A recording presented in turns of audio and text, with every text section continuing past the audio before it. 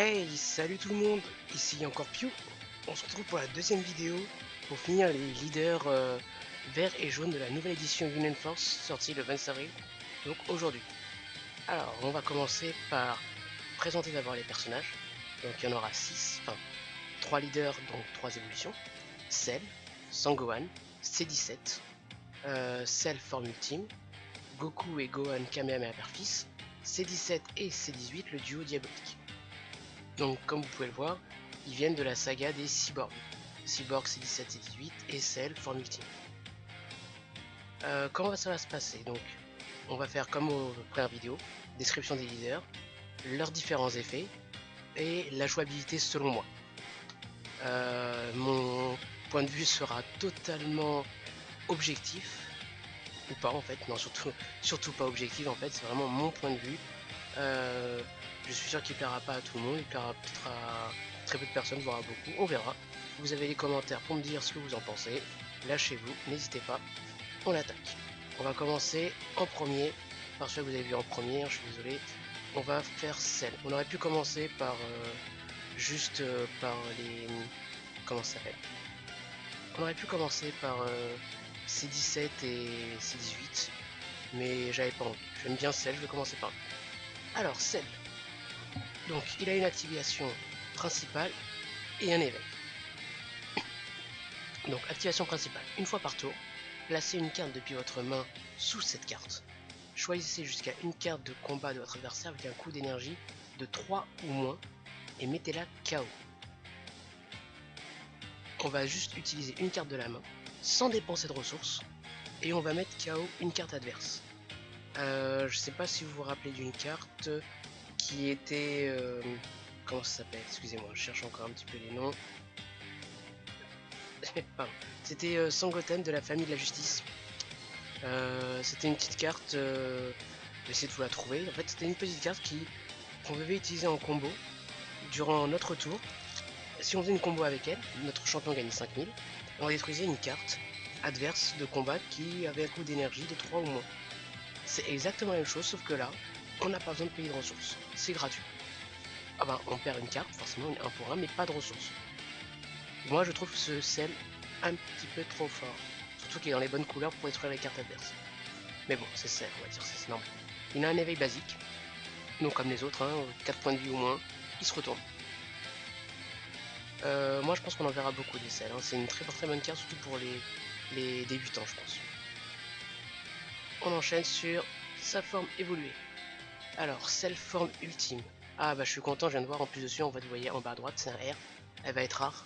Je voulais vraiment voir cet effet sur une rare. J'espère que ça va faire un effet comme Cell, pas comme Cell, pardon. Comme Golden Freezer jaune, en leader totalement jaune de partout. Là j'espère que ça va faire un bel effet aussi. Alors, pour parler des effets directement. Donc lui il a carrément deux activations principales. Alors, une fois par tour, on place une carte depuis notre main sous cette carte. On pioche deux cartes. Donc on perd 2 pour gagner 1, sans avoir besoin d'attaquer. Pas mal. Bon, là, pour l'instant, je suis ok.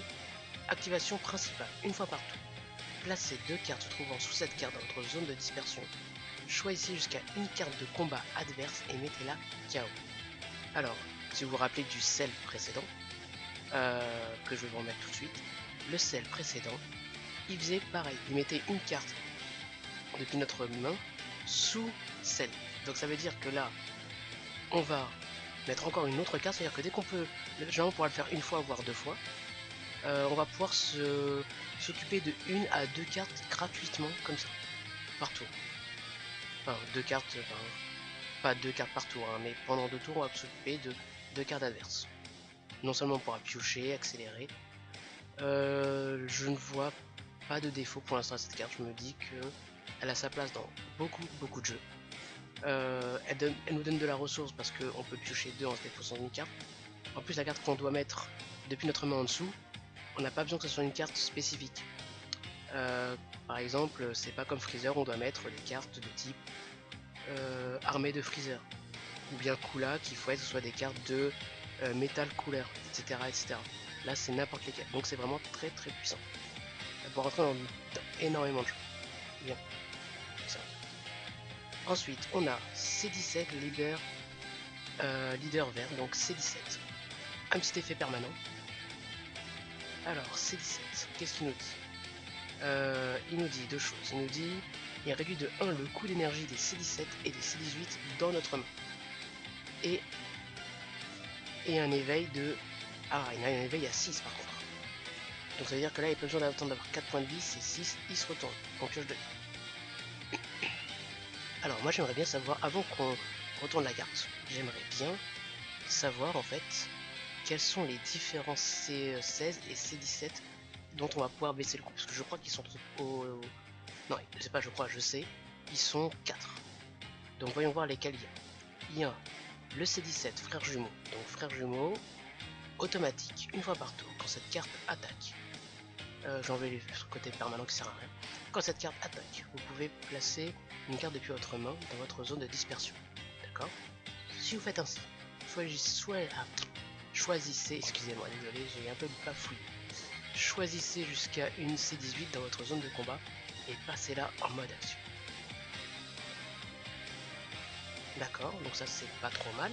J'aime pas trop l'effet de me faire défausser, mais si ça me permet de faire plus de patates, je suis d'accord. Surtout c'est des cartes qui ne servent potentiellement à rien. Donc, on va faire du 1 pour 1 en soi, c'est pas mal. Alors par contre maintenant j'ai envie de savoir la sœur jumelle, qu'est-ce qu'elle fait? Quand cette carte attaque, une fois par tour, vous pouvez placer une carte de votre main dans votre zone de dispersion. Si vous faites ainsi, choisissez jusqu'à 1 C17 dans votre zone de combat et passez-le en mode action. D'accord. Donc là en gros, ils vont être baissés, c'est-à-dire que pour 2, ça va avoir des 15 000 avec des petits effets qui se coupent. Je dis oui. D'accord.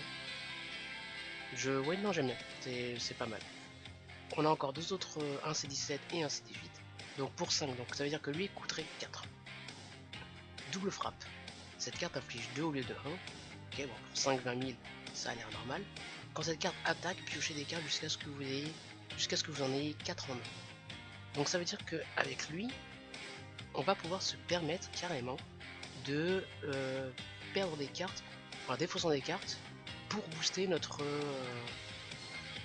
par exemple notre C17. Donc c'est vraiment pas mal hein, en fait. Ah oui, moi j'aime bien. Ok, d'accord. Et aussi, si on veut pas le jouer avec le couple C17 C18 en leader, on peut le jouer aussi avec celle. Les cartes qu'on va défausser, ou d'un moment si on a peur de trop défausser, bah, on va défausser, on va laisser C17 faire le travail et nous redonner beaucoup d'énergie. Beaucoup de cartes en main. Ouais, donc en fait en gros C17 va, dans le jargon on dit qu'il va feed cell, donc il va le nourrir. Un peu en roleplay, donc c'est pas mal. Oui. C18 maintenant, qu'est-ce qu'elle fait? C18, énergie annihilante. J'aime bien leur nom quand même, hein, là. Énergie grandissante, énergie annihilante. Pas mal. Double frappe, d'accord, comme son frère. Quand cette carte attaque, un leader seulement, votre adversaire choisit une carte de sa main et la place dans sa zone de dispersion. Je suis un peu moins fan, parce que je me dis que pour 3 on a la même. Ça coûte 5, ça peut coûter 4 avec l'autre, mais je me dis que on a Gotenks non évolué qui fait pareil. Il coûte juste 2 ressources de moins, voire 1 ressource de moins si vous jouez le leader C17, C18.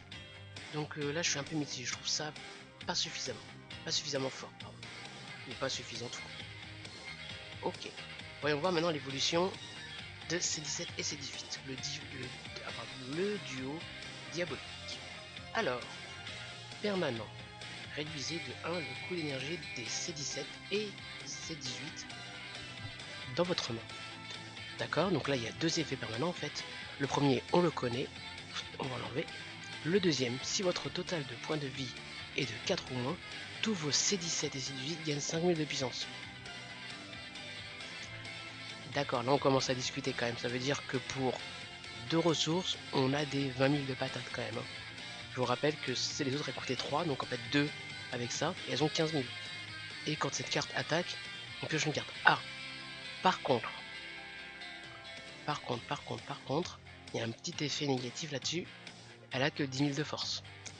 Donc, faut faire attention, elle peut quand même se faire attaquer par des petites cartes. Mais bon, après vous avez déjà pioché, vos cartes sont plus puissantes que celles de votre adversaire. Ça peut vraiment être très très très rapide. Je dis oui, mais pas toutes les cartes de C17 C18. En fait, il y a la C18 à 5 ressources que je n'aime pas du tout. Allez, on va enchaîner, on passe sur Sangohan. Sangohan. Quand cette carte attaque, si Sangoku se trouve dans votre zone de dispersion, cette carte gagne 5000 de puissance pour toute la durée du tour. D'accord.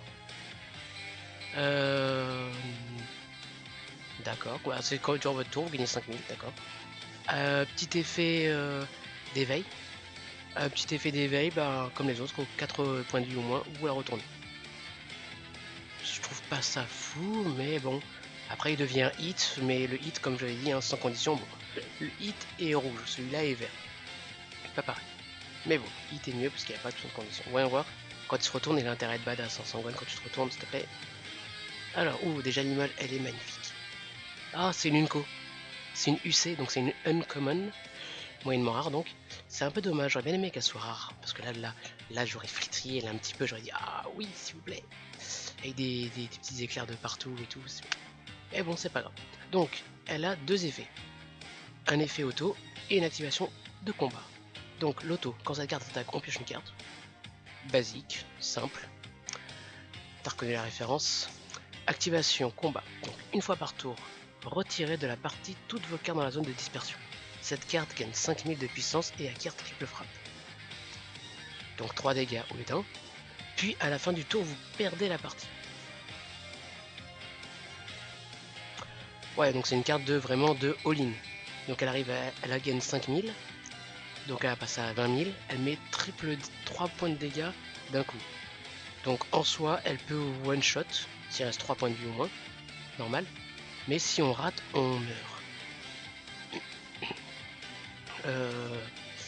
Alors là, je pense que c'est une carte très compliquée parce que dans le format, on a des cartes comme contrainte de Whis, protection de Vados, qui annulent des attaques. Puissance maximum, je crois en vert avec la tête de Vegeta, avec le corps de Vegeta, pardon.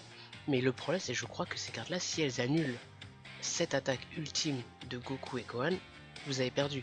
Mais en général, vous avez utilisé, c'est soit vous gagnez, soit vous perdez. Donc si on vous l'annule, en soi, c'est quand même, voilà. Vous savez que vous avez perdu. A voir, je suis pas très fan des decks suicides. Je m'en suis déjà pris plein dans la figure, hein, dans plein de jeux différents, que ce soit Dragon Ball, Yu-Gi-Oh, Magic, etc. Je suis pas très fan, parce que c'est souvent des decks qui vont nous exploser la figure tout seul. Mais bon, après on joue du vert, donc du vert c'est quand même pas mal contrôle autour. Donc peut-être qu'on arrivera à jouer ça, peut-être qu'on arrivera à jouer sur les côtés des fausses adverses, avec le petit côté vert, Gotenks, C18 qu'on a vu, les petits Broly, etc. A voir. La couleur donne quand même pas mal envie. Ok, bon bah... Je suis un peu mitigé. Entre les trois, je dirais que mon préféré reste quand même Cell, largement. Je mets quand même un petit plus quand même pour C17, C18, je mettrais un petit quand même 14. 15 même, allez, 15, facile. Hein. 17 pour Cell. Pour Cell, peut-être voir 18. Quand même Goku et Gohan, je le mets quand même au-dessus. Parce que, enfin, bah, au-dessus de la moyenne, mais je mettrais un petit 12. Parce qu'un peu trop situationnel. Et son effet 1, il faut que Son Goku soit dans la défausse pour être boosté. Sinon, il n'a pas de réel effet. Allez, on se pose pour le jaune. Donc en jaune, on a Shield, couleur, métal couleur. Et en évolution, on a Shield, précurseur de la destruction, couleur, commandant des troupes, noyau métal couleur, centre du mal. Donc, comme je vous avais dit tout à l'heure, hein, je ne reviendrai pas dessus, c'est description des leaders, effet et jouabilité selon moi. On va commencer par qui? Je crois qu'on a présenté Shield en premier. Bon, on va partir sur Shield alors. Allez. Donc, Shield. Automatique. Quand cette carte attaque, jouez un jeton armé de Shield. Jetons des armées de Shield ont 10 000 de puissance. D'accord. Ça a l'air quand même assez pété. Ok, ça a que 10 000 de forme, ça c'est normal. C'est le niveau 1. Et il a un éveil qui fait que quand on a total de points de vie de 6 ou moins, on peut piocher 2 cartes et on la retourne. Alors, juste en attaquant, et c'est même pas dit qui on attaque, on gagne un token en jeu qui a une puissance de 10 000. Normalement dans le jeu, des cartes qui ont pour 2 sans effet, ils ont 15 000. Pour 2 avec un effet, ils ont 10 000. Et pour 1 avec effet ou sans effet, ils ont 5 000. voire 10 000 s'ils sont avec des effets avec une certaine contrainte. N'attaquer que le héros, enfin que le leader, n'attaquer que les cartes combat.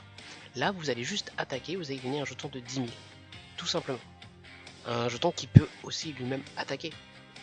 Parce que quand on commence la partie, bah, le leader adverse, il a que 10 000. Je trouve ça un peu trop pété. Peut-être que je suis un petit peu dur avec cette carte, mais je la trouve vraiment un petit peu trop folle pour l'instant. Après, peut-être que son effet évolué est totalement nul et que ça diminue après, ce qui m'étonnerait. Mais déjà pour l'instant, il est pas mal. Hein. Alors, on va voir avec le prochain leader Shield, précurseur de la destruction. Donc, il s'est retourné avec à peine 6 points de vie. Il a un effet permanent et un effet auto.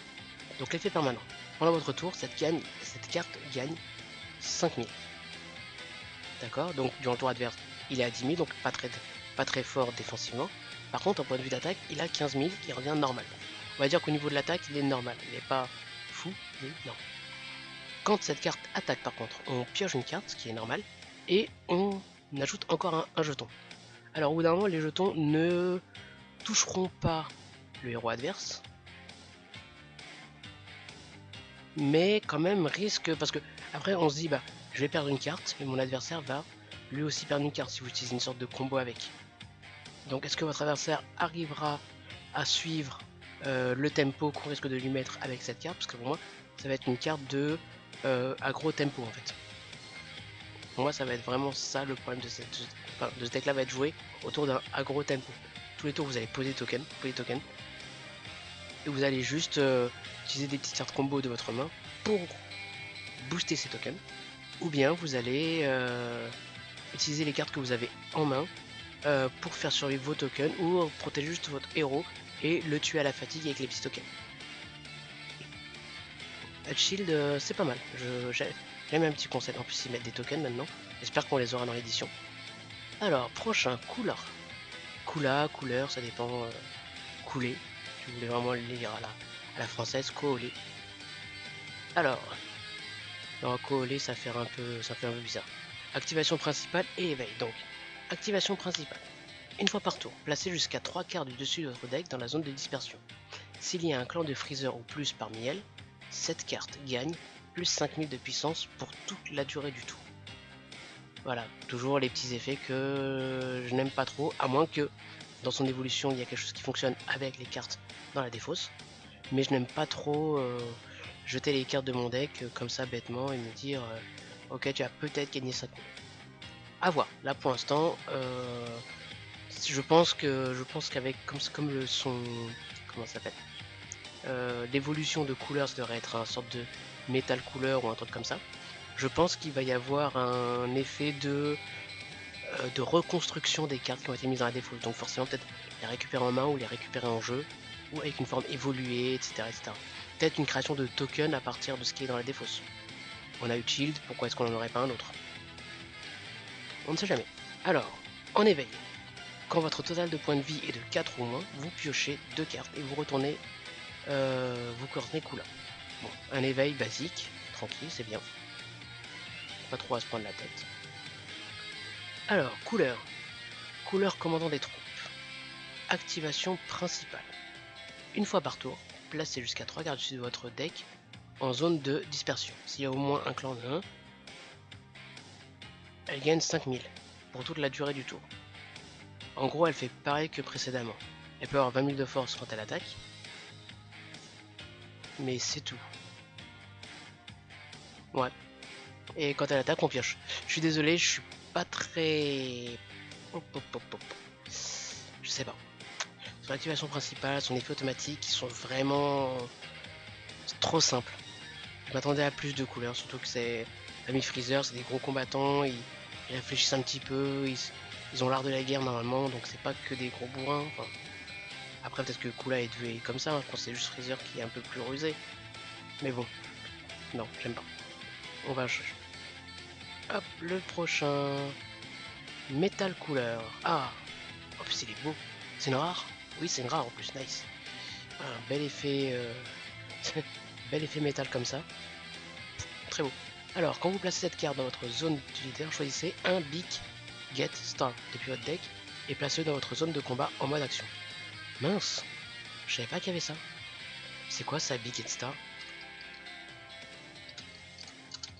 Hop là, désolé, je vais rajouter Big Head Star tout de suite, hein, parce que je pensais vraiment pas que qu'elle allait avoir demandé ça.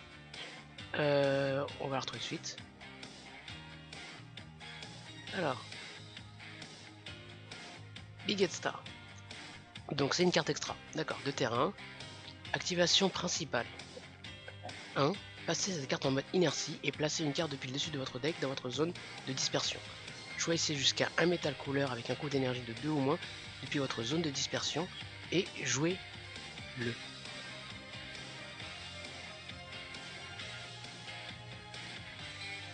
Alors, on va y aller plus doucement là parce que...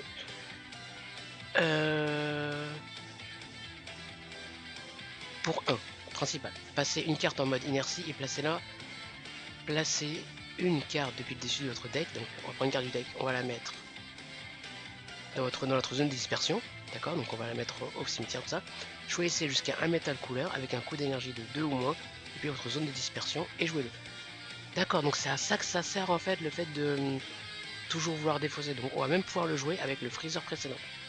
Ok, bah c'est pas mal. C'est pas mal, je vais t'enlever. Donc, pardon, on en était à...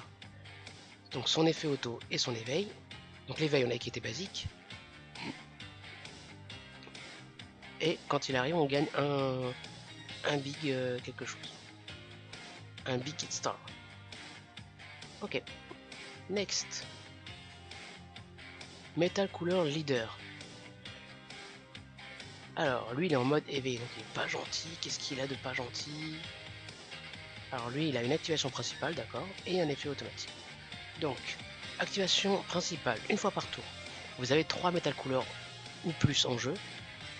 Choisissez une carte de combat de votre adversaire et placez-la en mode inertie. Donc vous allez pouvoir l'attaquer, lui faire ce que vous voulez, donc ça c'est cool. Quand cette carte attaque, placez jusqu'à 3 cartes du dessus de votre deck dans votre zone de dispersion. Choisissez jusqu'à un métal couleur de noyer ou noyau depuis votre dispersion et rajoutez-le à votre main. D'accord, on n'est pas en jeu, c'est pas aussi pété que ça, mais on va pouvoir poser plus de métal couleur au fur et à mesure. Et comme on a mis des cartes adverses en mode inertie, on peut aussi commencer à raser le terrain. J'aime bien, c'est pas une façon de piocher, c'est différent, c'est vraiment bien.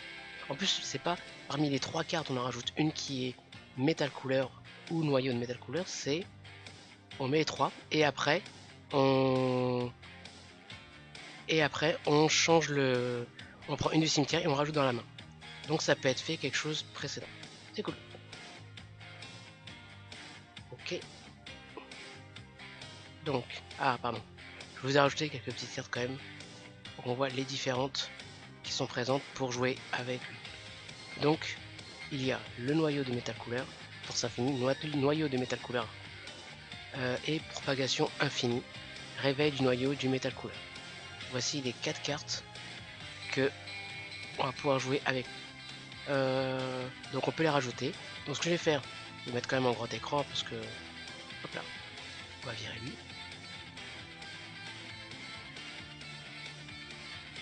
On va les regarder comme une par une, hein, comme ça on a le temps. Hop. Alors, noyau de métal couleur. Pour 7, ça va être dur déjà à jouer. Placez un métal couleur depuis votre zone de combat dans votre zone de dispersion. Cette carte gagne 5000 de puissance pour toute la durée du tour. Auto. Quand vous jouez cette carte ou quand elle attaque, si un Big Head Star se trouve sous celle-ci, vous laissez jusqu'à 2 métal couleurs depuis votre zone de dispersion et jouez-le. Bah, je comprends pourquoi il coûte 7. Hein. Pour 7, 25 000 avec un effet où on peut récupérer les cartes de couleur en permanence, c'est excellent. Ok. Ensuite, choisissons. Hop. On va choisir le noyau de métal couleur.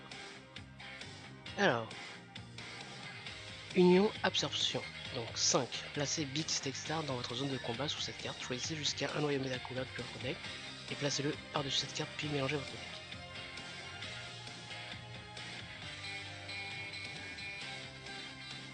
Pardon, là je comprends pas. Ah oui, d'accord, ok. Oui, oui. Ok, donc là c'est juste ça. En gros, c'est un tuteur pour Bekta. Ok, donc c'est C'est pas mal pour la suite, c'est vraiment pour faire en sorte que elle soit augmentée. Ok. Alors, nous avons propagation infinie de métal couleur. Pour 2, 15 000, avec un effet permanent qui fait qu'on peut en jouer autant qu'on veut. Cette carte, à moins qu'on la mette en plus de x4, je la déconseille. Enfin, je la déconseille. On la met en x3, x4 maximum. Pas besoin d'en mettre beaucoup plus. Vous n'avez pas besoin de flood le board, je pense. À moins que vous jouez vraiment full metal Kula, vous pouvez. Mais je pense qu'il y a beaucoup de cartes intéressantes en extra qui feront que vous n'allez pas en jouer. Enfin, peut-être 8 à la rigueur si vous avez vraiment envie de vous forcer. Mais pour moi, c'est vraiment pas la carte la plus intéressante du jeu. Je vais pas trop polémiquer là-dessus, je suis désolé. Hop là, la dernière. Alors, réveil du noyau de métal couleur. Il a beaucoup d'effets pour 5, dont 2 jaunes forcément. Il a une évolution de métal couleur, donc 4. Jouez cette carte par-dessus la carte indiquée. Un petit effet permanent. Donc carte d'évolution, c'est pas mal. Moi je m'attendais à ce qu'il y ait une évolution par rapport au fait que Kula il est un peu comme Freezer, il a plusieurs évolutions. Si le total de points de vie de votre adversaire est de 4 ou moins, votre leader Metal Couleur peut activer sa capacité éveil. D'accord, donc ça veut dire que même si vous avez genre par exemple 7 points de vie, votre adversaire en a que 4, vous pouvez dire je m'éveille tout de suite. C'est pas négligeable du tout. Ah, c'est vraiment pas négligeable. Ok, permanent. Tous les métal couleurs dans votre zone de combat acquièrent double frappe. Et en plus un sort de capitaine à la Ginyu qui leur donne un effet qui se coule en plus. Bon, lui il leur donne 10 000, mais lui il donne double frappe. J'adore la capacité permanente qui influe sur la carte, enfin sur la carte adverse, c'est pas mal. J'aime bien. Oui. Celle-là je la mettrais bon en x3 peut-être. 4 ça risque d'être compliqué, mais 3 c'est sûr. Elle n'est pas aussi puissante que Virus, un peu situationnelle forcément. Mais non, je la mettrai en x3 pratiquement dans tous les decks où je voudrais jouer Metal Kula. Alors, si on revenait par exemple, imaginons on a envie de revenir sur toutes les cartes dont on avait parlé, les cartes d'évolution. Alors, comment est-ce que je ferais ça? Alors, je mettrais oui pour Shield, un gros peut-être aller entre 14 et 16, donc un petit 15 quoi, c'est un bon 15. Metal Kula, je lui mettrais aussi pareil 15. Et couleur basique, je suis désolé, je lui mettrais un petit 12. Je trouve un petit peu faible.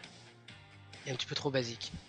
Il a pas de choses vraiment purement négatives, mais je ne vois pas faire des choses qui révolutionnent le jeu, qui forcerait à se dire tiens, c'est une nouvelle carte, c'est une bonne carte, ça fait des choses. Donc bon. Enfin, en tout cas, c'est mon point de vue. Bah là on a terminé pour cette vidéo, je suis désolé, ça fait la deuxième fois où je fais des petits fins un petit peu bah, je suis désolé, c'est la fin, c'est comme ça. Merci d'avoir regardé, j'espère que ça vous a fait plaisir. Je prépare la vidéo sur les cartes extra, on va faire une vidéo sur toutes les cartes extra d'un coup. Et après on verra pour les cartes, comment ça s'appelle, les cartes combat. Pour les cartes combat ça risque d'être un petit peu plus long, donc on va faire une vidéo pour deux cartes, enfin pour deux cartes, une vidéo pour deux couleurs, et je vais essayer d'aller vite sur les couleurs de type, enfin sur les cartes de type bloqueur, vengeance, toutes les capacités qu'on connaît déjà, à moins qu'elles soient vraiment très bien, qu'elles aient un effet supplémentaire qu'on ne connaît pas ou une certaine synergie avec des cartes qu'on a déjà, etc. Mais tous les effets un petit peu type bloqueur simple qu'on connaît, je passerai assez vite, comme ça on perdra pas trop de temps et on se fera plaisir sur une vraie vidéo. Voilà, donc si la vidéo vous a plu, comme d'habitude, un petit commentaire, un petit j'aime, un petit abonnement. Faites-vous plaisir, moi ça me fait plaisir en tout cas, ce qui est cool c'est que c'est gratuit. Et vous louperez pas d'autres vidéos. Allez, bonne journée à tout le monde, ciao, c'était Piu.